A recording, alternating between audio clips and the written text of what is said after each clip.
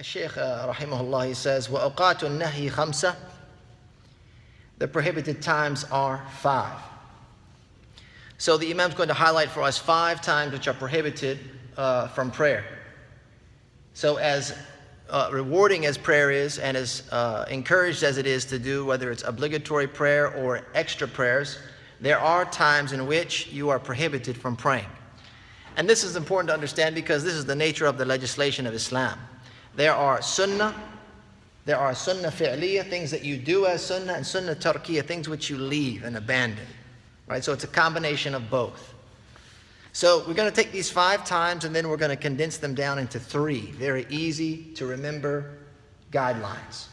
He begins and he says, من طلوع الفجر الثاني إلى طلوع الشمس.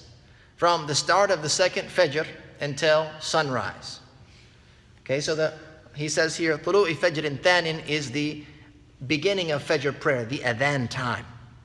So if you look at your prayer schedule right now, as of today, it's 4:44, as we have up here.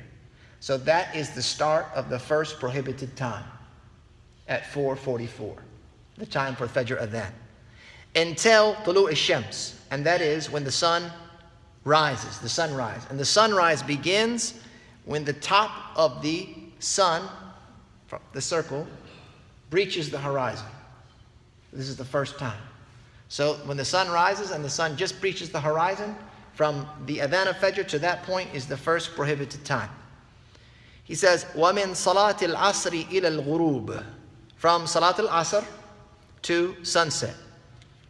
Salat al-Asr is talking about when the prayer is performed and not the time for the adhan. So there's a difference between fajr and asr in this regard. Meaning that Salat al-Asr, the prohibited time begins after you yourself have completed the prayer, regardless the time. So that could include a person that prays early with Salat al-Dhuhr if they were traveling and they combined their prayers together, or any scenario it's permissible to combine the prayers together if it's done early. So you pray Dhuhr and Asr in the traditionally Dhuhr time. The prohibited time begins for you after you conclude Asr prayer. Or if you're in Asr time, the adhan has gone and then you delay it, like many of us do for the iqamah, or for whatever reason it's delayed by 30 minutes or an hour, you're still allowed to make nawafil, extra prayers, up until you complete the Asr prayer. Until, once that happens, it begins the prohibited time. He says, ila al-ghurub, which is until the sunset. And the sunset begins once the sun begins to drop below the horizon. Once it begins to drop below the horizon. That's number 2. Number 3, he says, وَعِنْدَ طُلُوعِهَا إِلَى ارْتِفَاعِهَا قَدْرَ رُمْحٍ. Says, from its sunset, when it rises until it has risen above the horizon, the length or the height of a spear, according to what the eye can see on the horizon. So this is going back to our first time. Once the sun has risen above the horizon, this is the second time now. We just saw the peak of the sun over the horizon. Time 2 begins until it has risen the height of a spear off in the distance. Okay? He says here, وَعِنْدَ قِيَامِهَا حَتَّى تَزُولَ.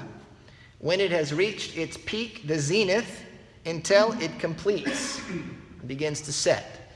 So when the sun is directly overhead, this is a prohibited time. It's impermissible to pray here. So basically, when you are looking at the sun, from the time that it rises, it casts a shadow. And the shadow begins to become shorter and shorter as it reaches its peak. The prohibited time is when it no longer casts the shadow, until the shadow casts from the other direction. It begins to breach that shadow. So this is like probably 10 minutes or 12 minutes, maybe 15 minutes max. So the person holds there for a short period of time. He says, lastly, وَعِنْدَ غُرُوبِهَا حَتَّى يَتِمَّ. And then the 5th time is when it sets until the sun has completed setting. Meaning now It's dipped below the horizon. Sunset starts until it has completed its setting and the sun is no longer visible. Essentially, that means the adhan for Salat al-Maghrib. These are the 5 times. To summarize it into 3 times, easy to remember, from the adhan of Fajr until Salat al-Duha. That's 1, and that holds 2 times. From the adhan until the sun rises, from the sun's rising until it's reached the horizon by the height of a spear. So from Salat al-Fajr, the adhan, until Salat al-Duha, 1. At its zenith, its most height, highest in the sky, that's number 2. And then number 3 is the time you pray Asr until the adhan of Salat al-Maghrib. All of those times are considered prohibited. فَيَحْرُمُ فِيهَا ابْتِدَاءُ نَفْلٍ مُطْلَقًا.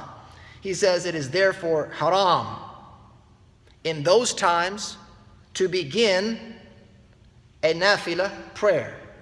This is an unrestricted prohibition. Here it means that if you were praying a sunnah, for example, or some other prayer, before that time began, then it's permissible for you to complete it, even if it goes long. But you cannot start it once the prohibited time has begun. It would be impermissible, haram, and because it is impermissible, it is invalid. So a person that does pray in those prohibited times, number 1, they are sinful for doing so, as is indicated by the ruling haram, and the prayer does not count for them. He says, here's the exceptions to that. لا قضاء فرض. He says, except for discharging an obligation, meaning that if you missed an obligatory prayer, then you pray them in those prohibited times. It's permitted. Example of this would be Salat al-Fajr. A person goes to sleep. Salat al-Fajr begins. Their alarm didn't wake them up. They overslept for some reason. They tried, of course, putting alarms and asking for reminders and all of that. But they did not wake up until the sun started to come up the horizon. And they said, Allahu Akbar, the time is up. Do they have to wait until it rises above the horizon by a spear's length to avoid the prohibited time? No. He says, La qada'u fard. Not for the discharging of an obligation. Because the Prophet ﷺ, he said that you are to pray that which you have forgotten. Essentially, this is the meaning of the hadith. That if you have missed it or you forgot it, then you pray at the moment that you remember or the moment that you wake up. So this is excluded here. He says, وَفِعْلُ رَكَعْتَيْ طَوَافٍ. This is also an exception, meaning the 2 rak'ahs of tawaf. So when a person makes tawaf around the Kaaba, associated with that tawaf is 2 rak'ahs behind Maqam Ibrahim, which is the station of Ibrahim alayhi salam. And this is how one concludes a tawaf. So for every 7 times they go around the Kaaba, they end that session of tawaf with rak'atayn. And the Prophet ﷺ has indicated that a person that completes their tawaf should not be prohibited from praying rak'atayn khalf al-maqam. Doesn't matter what time it is. He says, وَسُنَّةُ فَجْرٍ أَدَاءً. He says the sunnah prayer of Fajr. This is an exception to the rule as well, believe it or not. So we said that the prohibited time begins at the adhan of Fajr. So it's an exceptional case that a person pray the sunnah of Fajr, which is 2 rak'ah. And that is to be done before the Fajr prayer. He says ada'an here. What that means is performed at its fixed time. And the sunnah of the Fajr prayer is done before the actual prayer. Basically what he's saying is la qada'an, meaning not made up after the Fajr prayer. But if a person misses the sunnah of Fajr, then what they should do is wait for the time of duha. The prohibited time is ended. The sun has risen above the horizon, the height of a spear, and then they can make up the sunnah of their Fajr prayer. He says, وَجَنَازَ بَعْدَ فَجْرٍ وَعَصْرٍ, and that is a funeral prayer held after Salat al-Fajr or Salat al-Asr. Of course, this is if there is fear for the janazah, they're worried something may happen to it, then they can perform that prayer. This is what the Imam mentions here in his text. There is another important exception to this, also mentioned by Imam al-Buhuti rahimahullah.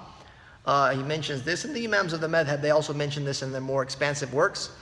He says, re-praying a congregational prayer which has been established while you were in the masjid.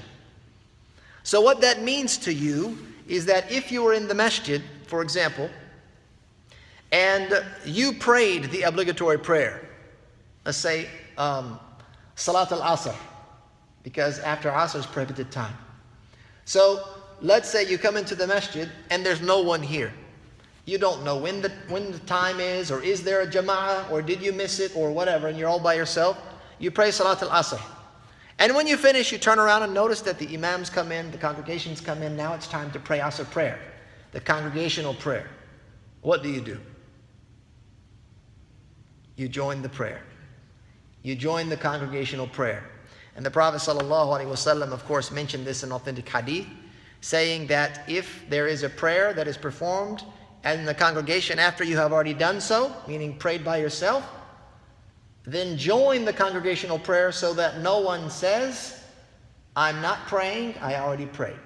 Right, so this is a direct instruction from the Prophet ﷺ. And this, of course, is conditional upon you being in the masjid. So if you've already prayed your Asr prayer in this example and you're not in the masjid, it's not legislated for you to come into the masjid and to perform this obligatory prayer.